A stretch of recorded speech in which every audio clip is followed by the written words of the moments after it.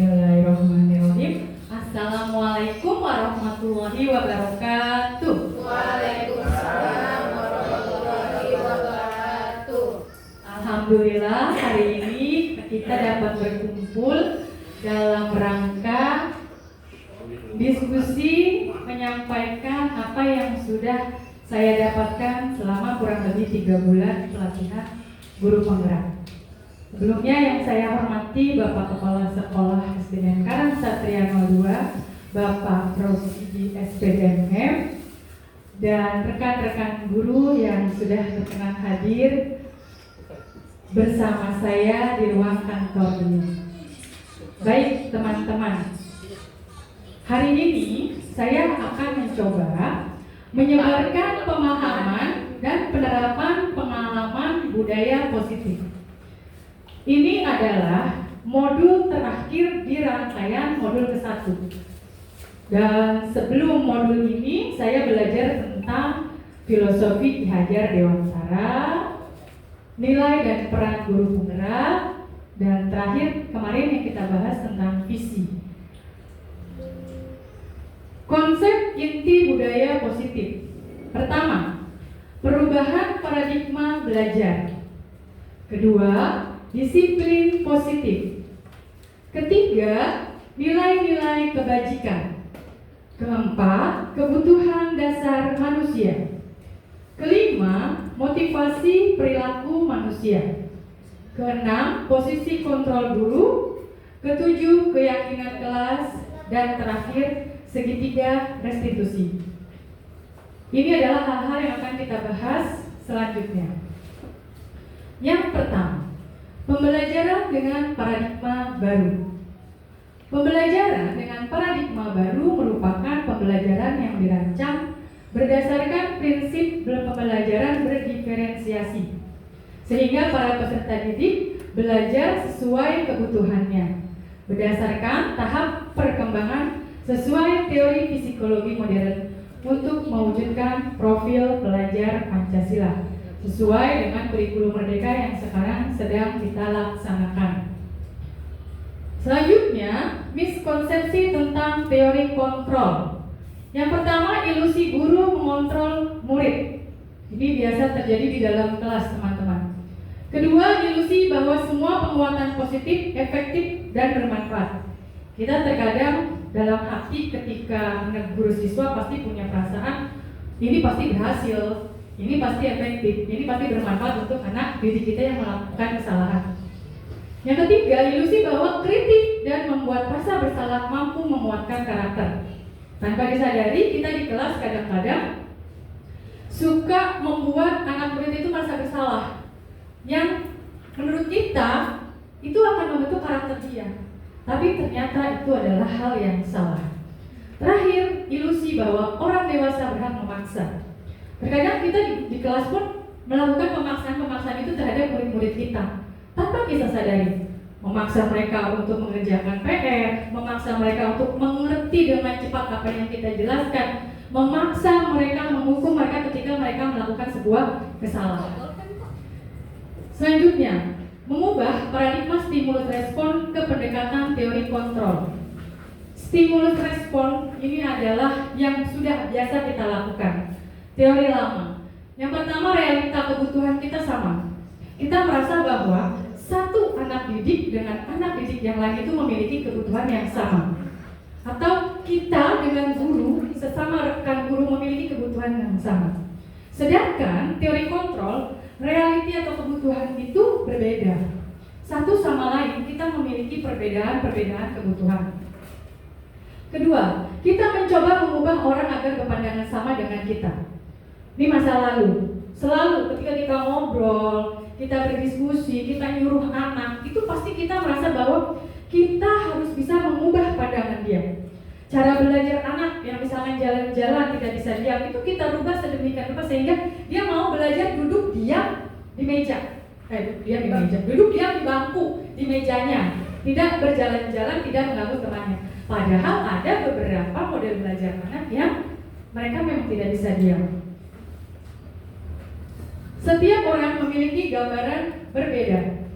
Jadi berbeda Ya ada yang belajar berisik, ada yang belajar dengan nyanyi-nyanyi, ada belajar dengan diam, ada belajarnya itu dengan tenang, gak bisa kedengeran suara apapun. Seperti itu di teori kontrol.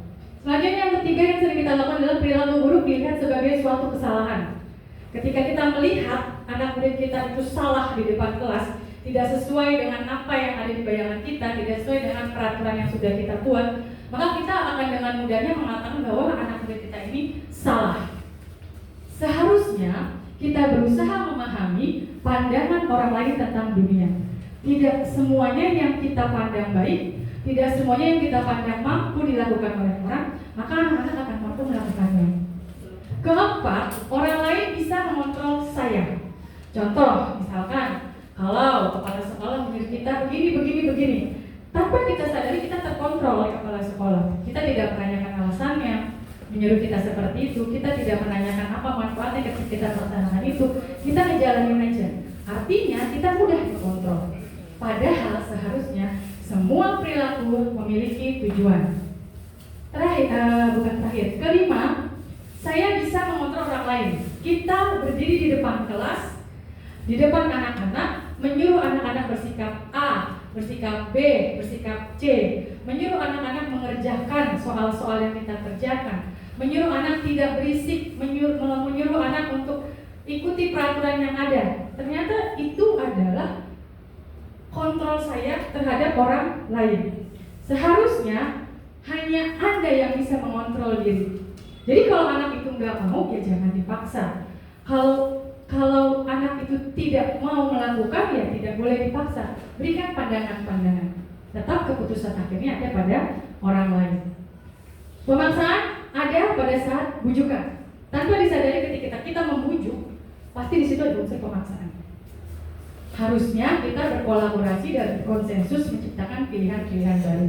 Diberikan pilihan-pilihan itu kepada anak-anak murid kita. Terakhir, model berpikir menang atau kalah. Jadi kalau nggak menang ya kalah solusinya.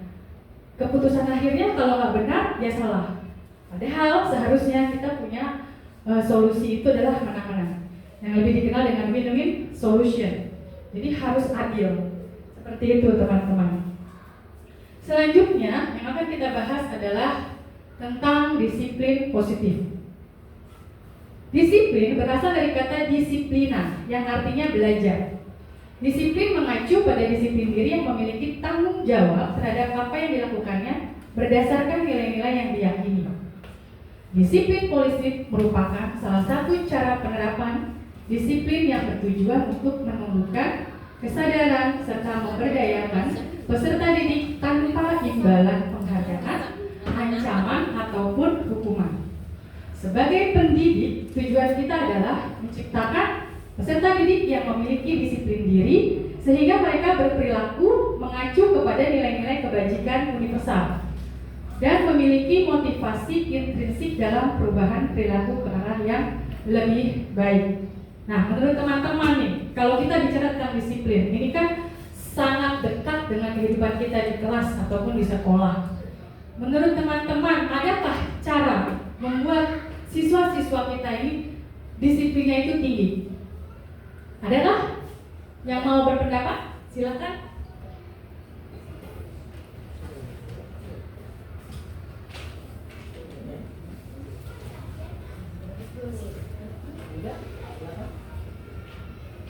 Tentang disiplin, alhamdulillah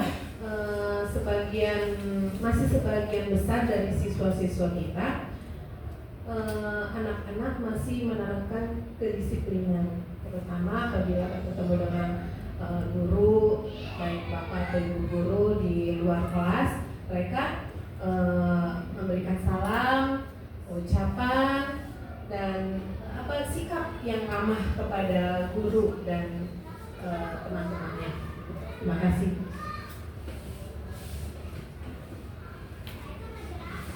Baik, terima kasih Bu Ida. Selanjutnya yang kita bahas adalah nilai-nilai kebajikan. Ini adalah sesuatu yang baru. Saat saya membaca modul ini pun, saya berulang kali baca, berulang kali mempelajari ini apa sih nilai-nilai kebajikan ini. Kenapa harus terbahas Kenapa harus muncul? Kenapa harus dikenalkan dengan kami guru-guru penggerak? Ternyata di dalamnya itu adalah sesuatu yang baru, sesuatu yang baik. Sebetulnya sih sudah kita lakukan, tapi ternyata di sini lebih dikuatkan lagi.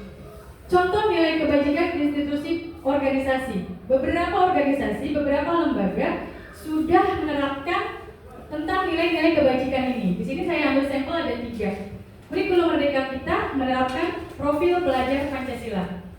Beriman dan bertakwa pada Tuhan Yang Maha Esa dan berakhlak mulia. Berkebinekaan global, gotong royong, mandiri, kreatif, dan bernalar kritis. Ini adalah nilai-nilai kebajikan yang ada di kurikulum Merdeka kita.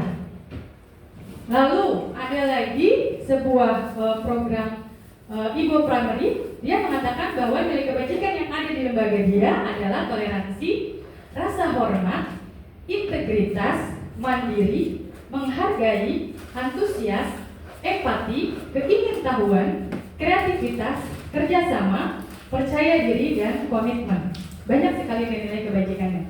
Terakhir saya ambil contoh ada di keterampilan hidup, bahwa nilai kebajikan yang harus ada dapat dipercaya, lurus hati, pendengar yang aktif, tidak merendahkan orang lain, dan memberikan yang terbaik dari diri. Ini adalah contoh-contoh nilai kebajikan yang harus ada di dalam kelas kita. Khususnya pada umumnya harus ada di sekolah kita. Kita harus menerapkan ini kepada siswa-siswa kita. Selanjutnya, kebutuhan dasar manusia. Kebutuhan dasar manusia adalah segala sesuatu yang kita lakukan untuk mendapatkan apa yang kita inginkan. Seluruh tindakan yang kita lakukan memiliki tujuan tertentu. Dan semua usaha terbaik yang kita lakukan adalah dalam rangka agar kebutuhan dasar kita terpenuhi dengan baik. Ini yang tadi sempat kita bahas, bahwa masing-masing kita pasti mempunyai kebutuhan dasar. Ada 5 kebutuhan dasar. Yang pertama, bertahan hidup. Contohnya, makanan, pakaian, tempat tinggal, keamanan, dan kesehatan. Kebutuhan yang kedua, kasih sayang dan rasa diterima. Rasa diterima, dipedulikan, berbagi, kerjasama. Ketiga, kebutuhan penguasaan. Contohnya, harga diri, keinginan dianggap berprestasi, memimpin, diakui, dan didengar. Keempat, kebutuhan tentang kebebasan. Contohnya mandiri, memiliki pilihan, membahas hal baru, mampu mengendalikan diri. Terakhir adalah kebutuhan bermain, kebebasan, kesenangan, bermain, humor, dan tertawa. Jadi ini kebutuhan yang harus kita pikirkan pada saat kita ada di dalam kelas, bahwa murid-murid kita ini memiliki kebutuhan-kebutuhan. Jadi ketika murid kita mungkin tidur, kok kayaknya nggak bersemangat gitu ya, pasti kan teman-teman pernah nih mengalami atau menemui murid-murid yang tidak bersemangat saat belajar. Nah, kita tidak boleh langsung mengatakan bahwa itu anak malas. Tidak boleh mengatakan langsung bahwa anak murid itu tidak bergairah untuk belajar. Hidup segan mati pun tak mau. Tidak boleh. Ternyata kita harus cari, apakah dia bergadang untuk membantu orang tuanya, apakah dia bergadang untuk menjaga adiknya saat orang tuanya bekerja, jadi dia kekurangan tidur. Seperti itu kebutuhan dia untuk bertahan hidup. Nah, kita sebagai guru memiliki 5 posisi kontrol. Yang pertama, kita sebagai pemantau. Yang kedua, kita sebagai penghukum. Yang ketiga, kita sebagai manajer. Yang keempat, kita sebagai teman. Dan terakhir, membuat merasa bersalah. Jadi ternyata kita di kelas ini mempunyai 5 posisi ini. Dan posisi kontrol ini kadang kita lakukan secara bersamaan, kadang berbeda-beda sesuai dengan situasi dan kondisi yang kita temui saat itu. Contoh penerapan 5 posisi kontrol guru. Ada sebuah kasus, siswa tidak memakai atribut lengkap saat upacara bendera. Kalau kita sebagai penghukum, posisi kontrolnya, maka kita akan mengatakan hormat pada bendera selama 1 jam. Itu kita sebagai penghukum. Jadi itu anak dikasih hukuman. Kalau kita sebagai pembuat rasa bersalah, maka kita akan mengatakan berapa kali bu guru harus memberitahumu, kamu selalu mengecewakan ibu guru. Jadi dia merasa bersalah karena dikatakan seperti itu. Selanjutnya, kalau kita sebagai teman, bahasanya seperti kepada teman. Ayo dong, ikuti aturan sekolah. Tolong bantu bu guru ya. Sekali ini, ya sudah. Sekali ini ya sudah, tidak apa-apa. Lain kali jangan sampai diulang lagi ya. Ini posisi kita sebagai teman, sehingga anak dekat dengan kita dan mau bercerita. Sebagai pemantau, kamu sudah melanggar peraturan sekolah. Kamu tahu konsekuensinya. Setelah upacara, kamu beli atribut ke koperasi dan jangan diulangi lagi. Ini sebagai pemantau.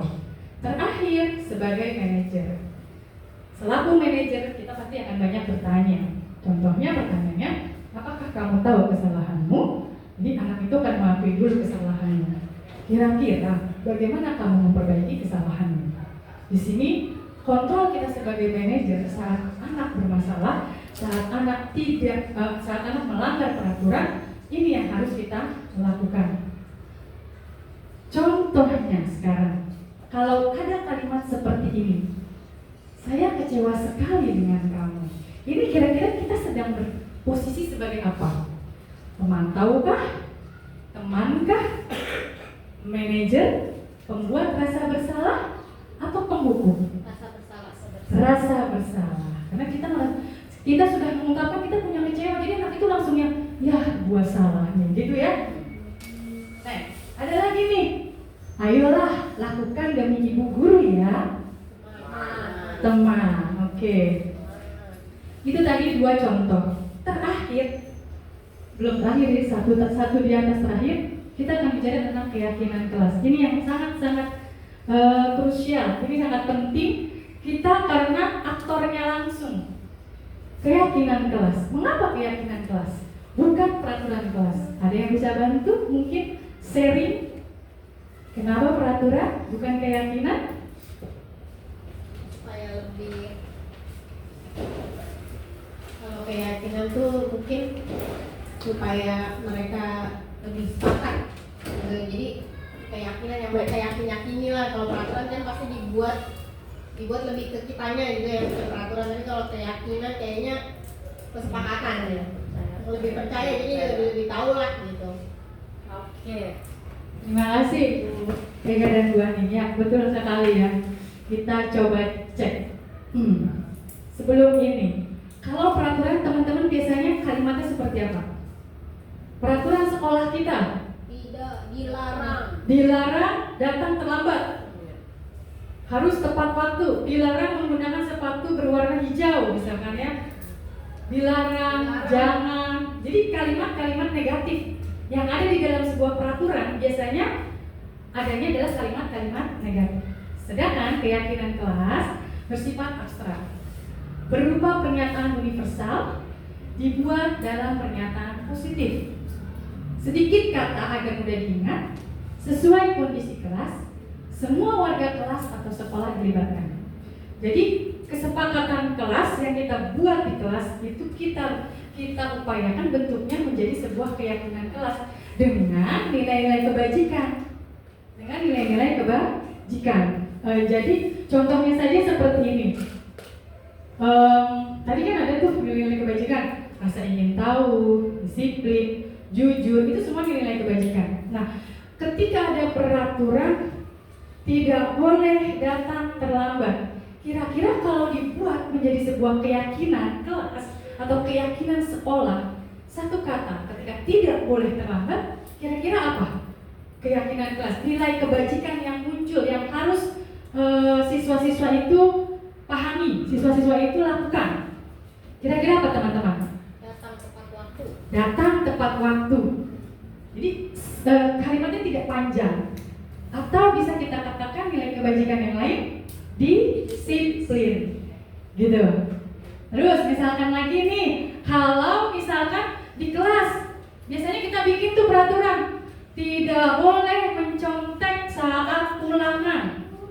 Menurut teman-teman, nilai kebajikan yang harusnya ada apa? Jujur.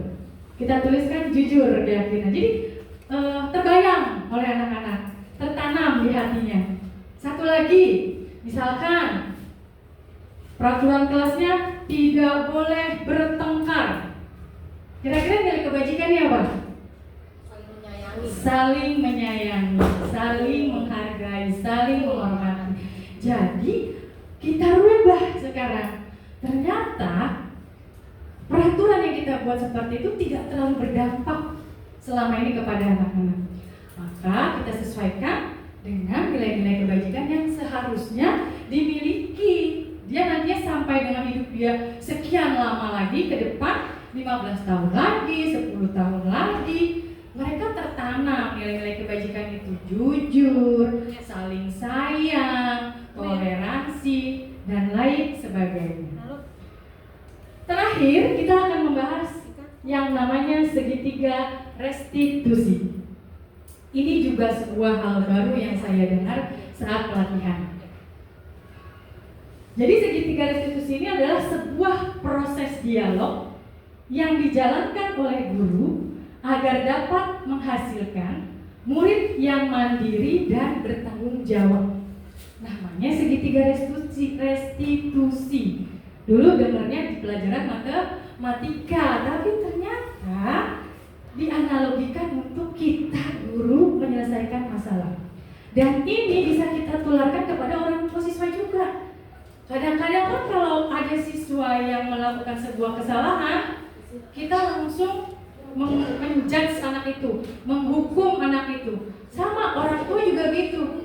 Kita sendiri juga kadang-kadang di rumah, ketika anak-anak kita sedang melakukan sebuah kesalahan, maka kita langsung menghukum anak tersebut atau ngatain anak-anak itu dengan kata-kata yang negatif, memaksanya, kamu kok begitu sih, aku guru, kamu kok begini. Artinya kalimat-kalimat negatif yang akan keluar dari mulut kita. Ternyata untuk menyelesaikan itu kita butuh 3 langkah. Dan langkah ini saling berkaitan, tidak harus duluan yang kiri, duluan yang kanan, ataupun sebaliknya. Boleh yang mana yang mau kita dahulukan dulu langkahnya. Menstabilkan identitas. Berdasarkan prinsip membuat kesalahan adalah bagian dari proses pembelajaran yang harus kita ingat ketika anak itu melakukan sebuah kesalahan, berarti dia sedang ada dalam proses pembelajaran. Kalimat yang minimal yang kita ucapkan kepada anak-anak kita adalah berbuat salah itu wajar. Tidak ada manusia yang sempurna. Guru juga pernah kok melakukan itu. Jadi keluarkan kalimat-kalimat ini supaya anak itu mau mendekat ke kita, mau kita ajak bicara, mau kita ajak mencari solusi. Jadi anak itu nyaman, kita buat nyaman dulu di dekat kita. Ternyata ini salah satu langkahnya. Dan saya yakin sebetulnya teman-teman juga pasti sudah pernah melakukan ini. Hanya belum tahu saja, oh ternyata ada dampaknya ya kalau kita melakukan itu. Gitu. Lalu selanjutnya validasi tindakan yang salah. Kita memvalidasi nih kesalahan atau katakanlah kealfaan anak dalam berbuat sesuatu. Berdasarkan prinsip setiap perilaku berupaya memenuhi sebuah kebutuhan tertentu. Jadi kita validasi dulu, pasti ini anak melakukan ini ada tujuannya nih. Pasti anak ini begini ada sesuatu nih yang memang dia harus melakukan ini. Biasanya kita akan mengatakan kamu pasti punya alasan. Padahal kamu bisa melakukan yang lebih buruk dari ini ya. Kamu melakukan karena mempertahankan sesuatu yang penting bagimu. Biasanya kalimat-kalimat ini yang akan memvalidasi sebuah keadaan. Terakhir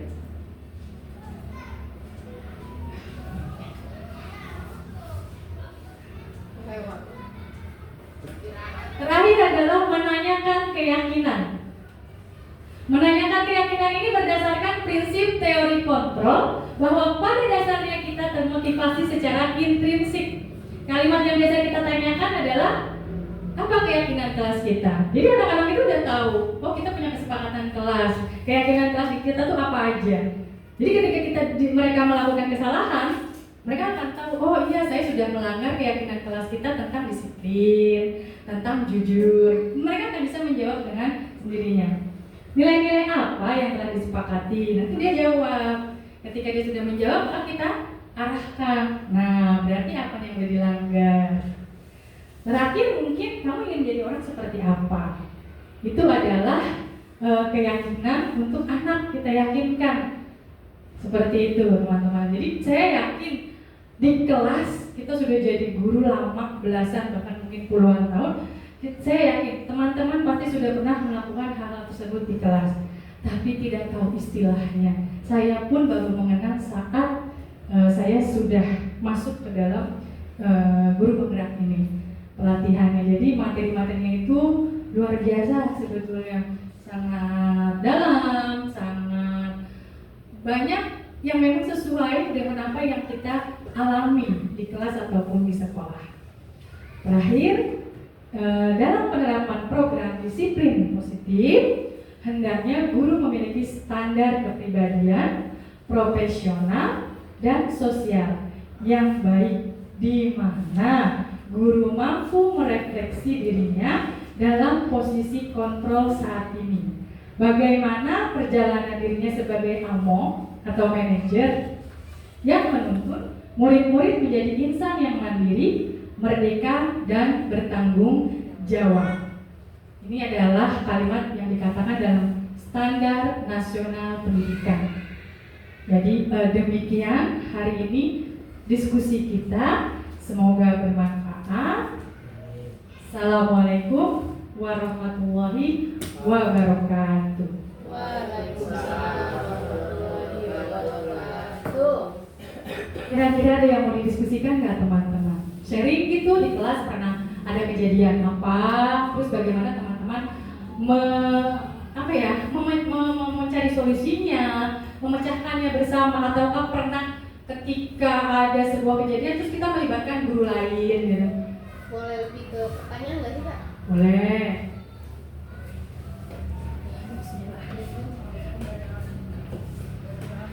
Assalamualaikum warahmatullahi wabarakatuh.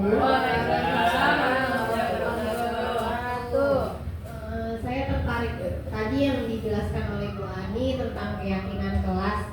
Kalau keyakinan kelas kan berarti kita semua harus punya keyakinan ya, seluruh warga sekolah, terutama untuk di kelas ya. Keyakinan kan karena kesepakatan bersama.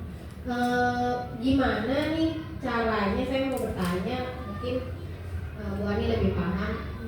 Gimana caranya memberikan keyakinan kepada siswa kita tentang nilai-nilai kebajikan tadi, supaya mereka tuh lebih punya motivasi intrinsiknya ketimbang kayak kita kan selama ini kan bikin peraturan gitu, jadi kan lebih ke motivasi ekstrinsik ya, karena dari kita tadi itu ada yang sifat tadi itu yang memberi hukuman, nanti kalau datang telat akan diberikan sanksi seperti itu. Nah, bagaimana sih menanamkan keyakinan dari nilai-nilai kebajikan pada diri siswa itu gitu.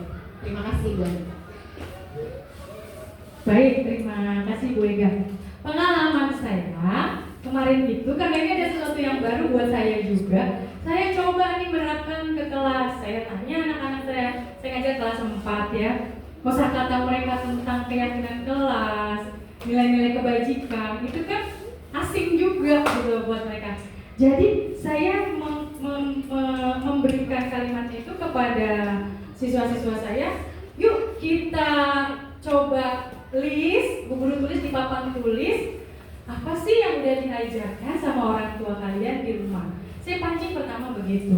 Mereka pikir tuh apaan ya gitu. Terus saya pancing lagi, kalau di rumah kalau makan boleh berisik nggak? Kalau di rumah sholatnya tepat waktu apa enggak? Kalau di rumah suka bantu ibu sama bapak enggak gitu. Oh, anak-anak langsung tuh, oh iya Bu, kalau di rumah saya ngerjain isi botol kulkas, kakak saya nyapu, ibu saya ngepel gitu kan. Nah, di situ saya masuk, saya bilang, nah itu pembagian tugas yang seperti itu untuk apa sih sama ibu kalian diterapkan? Pada mikir tuh kan ya, saya pancing lagi karena kan ngerti. Saya bilang begini, itu orang tua kalian sedang mengajarkan untuk saling berbagi. Jadi saling berbagi itu gak cuma makanan, gak cuma minjemin pensil, kerjaan pun di rumah harus dibagi. Sama ketika di kelas, ketika kita satu kelompok, satu hari yang sama kita punya tugas piket. Satu kelas ada yang satu regu, ada yang tugasnya nyapu, ada yang tugasnya pegang pengki, ada yang geser meja. Itu namanya saling berbagi pekerjaan. Atau ada lagi nilai kebajikan yang lain, saling tolong menolong. Baru mereka ngerti, oh gitu ya Bu, iya. Terus, iya Bu, saya kalau udah aja bapak saya gedor-gedor kamar, saya suruh sholat ke masjid. Anak laki-laki kebetulan kan, sholat isya sama sholat maghrib pasti saya disuruh ke masjid Bu. Nah, itu orang tua kalian sedang mengajarkan yang namanya disiplin. Mulai itu anak-anak, ternyata ketika kita ajarkan seperti itu, kita kasih pertanyaan-pertanyaan pemanti, kita arahkan, akhirnya mereka bisa menyimpulkan. Nah, setelah mereka tahu berarti nilai kebajikan itu, saya tutup terakhir, ada disiplin, ada saling sayang, ada toleransi dan lain sebagainya. Kebayang mereka. Nah, setelah kebayang, saya buat. Yuk kita bikin yuk keyakinan kelas kita. Walaupun sudah terlambat nih, kita udah mau di akhir tahun pembelajaran, kita coba yuk sebulan ini keyakinan kelas apa yang mau kita sepakati. Akhirnya mereka bikin, mereka tulis ke papan tulis, mereka mau jujur, ya Bu, nggak boleh nyontek, jujur namanya. Bu, kalau misalkan itu namanya suka dikata-katain katanya, suka kata-kataan bapak, kata-kataan mama gitu kan. Itu apa Bu nilai kebajikannya gitu. Saya kasih tahu itu namanya kita saling menghormati. Oh iya aku tulis itu ya Bu gitu. Jadi ternyata seperti itu Bega. Kita coba masuki dunia anak-anak, kalimatnya pun dengan kalimat anak-anak sehingga mereka paham oh keyakinan kelas itu seperti ini. Jadi sudah tidak ada lagi peraturan di kelas, tidak boleh mencontek, tidak boleh datang terlambat, dilarang membawa handphone, itu sudah tidak ada lagi peraturan kelas. Demikian Bu Ega. Terima kasih Bu Ani. Terima kasih sama-sama. Ada lagi kah yang lain? Baik, kalau tidak ada, kita tutup diskusi ini. Alhamdulillahirabbil alamin. Assalamualaikum warahmatullahi wabarakatuh. Waalaikumsalam warahmatullahi wabarakatuh. Terima kasih teman-teman. Baik, setelah kita berdoa tadi, saat ini sekarang Ibu mau tanya, sekarang kelas berapa? 4. Kemarin kelas berapa? 3. Kalau naik sudah di kelas 4, tambah besar atau tambah kecil? Tambah besar. Kalau kelas 4 itu harus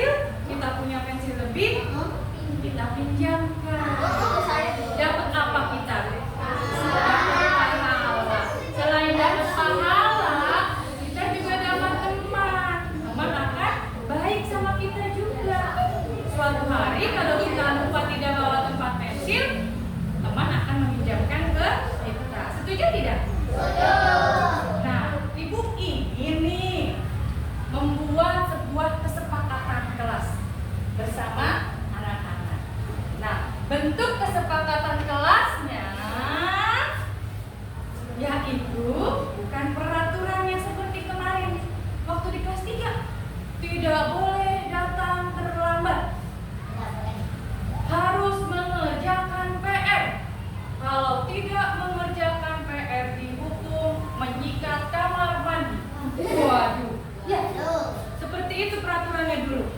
Nah sekarang ibu mau rubah, kita harus sepakat. Jadi ibu ingin yang berlaku di kelas kita adalah sebuah kesepakatan kelas, kesepakatan antara bu guru dengan kalian. Paham? Bisa dimengerti? Ngerti ya? Nah, bu guru tanya nih, siapa yang orang Islam? Kalau di rumah sholat atau tidak? Mama atau papa atau ayah bunda nenek menyuruh sholatnya, kalau ajan bunyi langsung suruh sholat atau ajan bunyi kamu diem aja? Boleh? Boleh? Tunggu satu-satu ya kak, coba. Kata ibu kalau ajan langsung suruh sholat, sholat di mana? Ke masjid. Terus ada nggak yang leyeh-leyeh pas ajan? Leyeh-leyeh itu santai-santai. Ah nanti aja aku sholatnya. Ada? Oh ada juga. Kalau lagi santai dimarahin nggak sama mamanya? Mama pasti disuruh cepat-cepat sholat. Itu supaya apa sih kita disuruh begitu sama mama kita? Biar rajin sholatnya, disiplin waktunya. Waktu masuk sholat maghrib, sholat maghrib, tidak main handphone, tidak nonton TV. Waktunya azan sholat isya, sholat isya. Jadi disiplin, tidak dimundur-mundurin waktu sholatnya. Itu namanya disiplin. Terus sekarang ibu tanya lagi nih, di rumah ada nggak yang suka bantu mama di dapur? Saya. Kalau ada, nyuci apa Jainum? Nyuci baju. Oh, nyuci baju Jainum, nyuci baju bantu mama. Terus Mai Saleh bantu apa? Oh, bantu ngepel, pinter. Siapa lagi? Jaka bantu apa? Cuci motor Bapak. Wah, keren. Siapa lagi? Ridwan nyuci apa? Nyuci apa? Nah, bantu ngepel juga. Laras bantu apa? Nyuci piring. Semua keren-keren ini anak kelas 4. Di rumahnya membantu ibu dan bapaknya gitu. Itu namanya kalian sudah saling membantu. Saling membantu itu supaya apa sih? Supaya apa? Supaya bersih. Boleh. Supaya apa saling membantu? Supaya disiplin lagi. Boleh. Apalagi supaya apa saling membantu? Supaya pekerjaannya makin ringan, lebih cepat selesai. Hebat. Nah, itu. Terus misalkan nih, kalau kita, bapak kita atau ibu kita dan nenek kita lagi duduk, terus kita mau lewat. Kalau lewat, anak-anak bu guru, halo, anak-anak bu guru lewat begini aja atau permisi nek. Iya, begitu sama dia. Oh ya pintar. Permisi Pak, ya kan? Pakai kita menghormati itu namanya. Artinya kita menghormati orang yang lebih tua. Kalau kita main dengan adik kita, tandanya apa? Kita nggak ngisengin adik kita nggak musilin adik kita nggak nakalin adik kita. Itu tandanya apa kita? Sayang. Berarti kita saling sayang sama yang lebih muda. Kalau yang lebih tua kita menghormati, sama yang lebih muda kita boleh saling sayang. Nah, di kelas ini ibu ingin kondisinya seperti kalian ada di rumah. Seperti ada di mana? Di rumah. Jadi harus saling sayang, saling menghargai, saling membantu, disiplin. Satu lagi bu guru mau tanya, kalau lagi ulangan dulu kelas 3 dulu, ada yang pernah nyontek? Wih hebat. Ya, tidak boleh menyontek, karena menyontek itu adalah perbuatan yang tidak jujur, berbohong, tidak memberikan apa yang kita mampu kepada bu guru. Berarti kita harus apa nih? Belajarnya di kelas ini harus jujur. Jadi tidak usah bingung, tidak usah sedih kalau mendapatkan nilai yang kecil. Belajar lagi.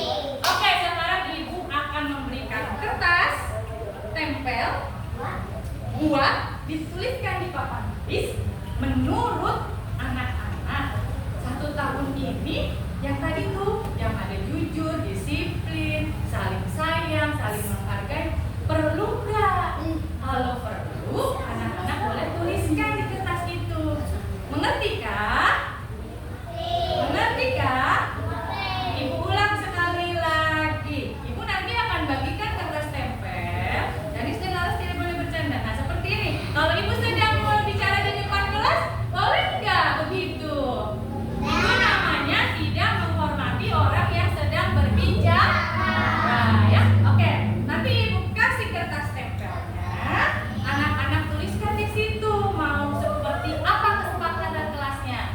Apakah saling sayang, saling menghormati, jujur, disiplin, saling berbagi, bekerja sama. Ya, kalau weekend kan harus bekerja sama kan?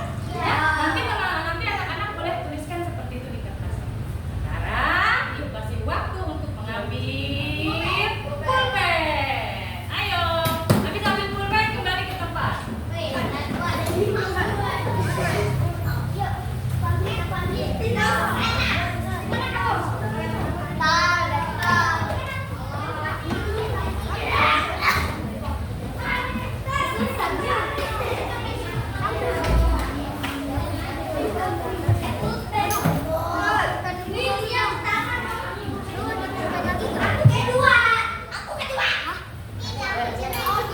Yang sudah boleh duduk kembali.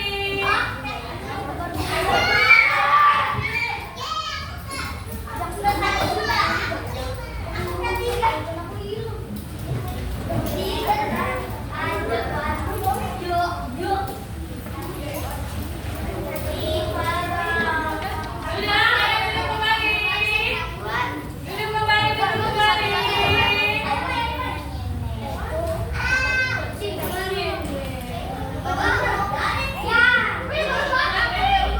Ya, nggak apa-apa, duduk lagi. Nah, ya, masuk.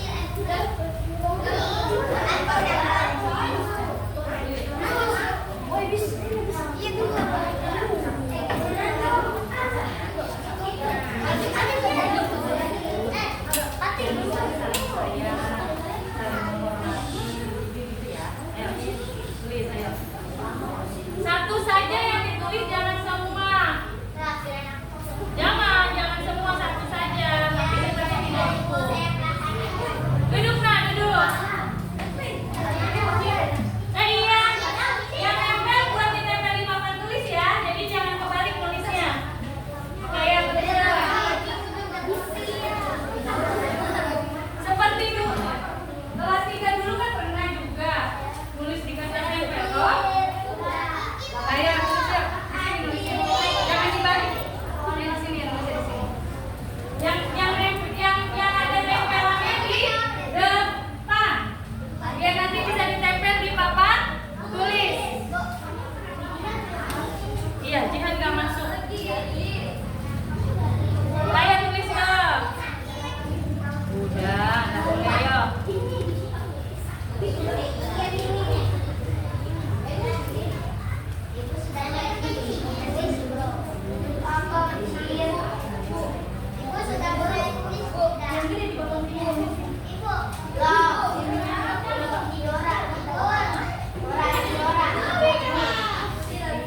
Tulis ayo. Ayo tulis. Ini tadi anak-anak maunya di kelas kita bagaimana gitu. Kan tadi ada pilihannya tuh. Ada bekerja sama, ada saling berbagi, ada disiplin, ada jujur. Yang ditulis satu saja. Satu saja. Yang ditulis satu. Gak usah dikasih nama, gak apa-apa begitu aja. Satu saja. Kalau sudah ditulis, boleh ditempelkan di papan tulis ini. Boleh. Kenapa? Kenapa? Boleh. Gak usah dikasih nama, gak apa-apa. Kalau sudah ditulis, boleh ditempel. Boleh.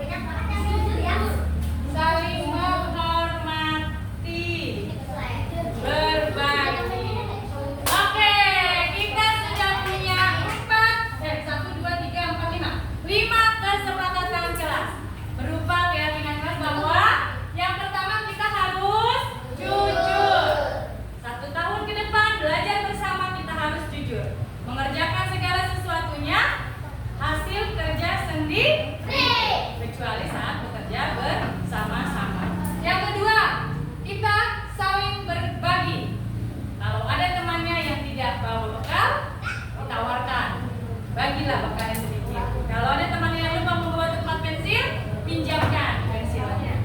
Oke? Saling menghormati yang ketiga, ya? Saling menghormati. Kalian harus menghormati ibu. Kalau ibu sedang berbicara di depan kelas, tolong didengar. Bertanyanya saat nanti ibu selesai bicara. Oke? Oke. Yang keempat, kerjasama. Kalau ada diskusi, kerja kelompok, piket, harus dilakukan bersama-sama. Tidak boleh tuh, kamu aja aku males, kamu aja aku pinter. Nggak boleh begitu ya. Kerjakan bersama-sama. Yang terakhir, saling menyayangi.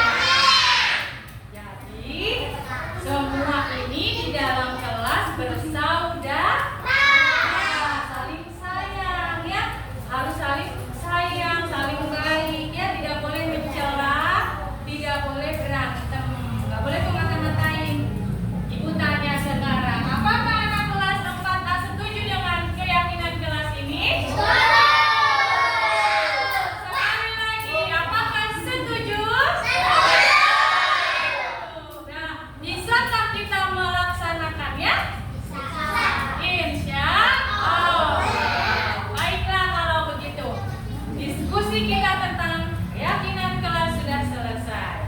Sekarang Bu Guru akan kasih kesempatan kepada anak-anak untuk istirahat. Silakan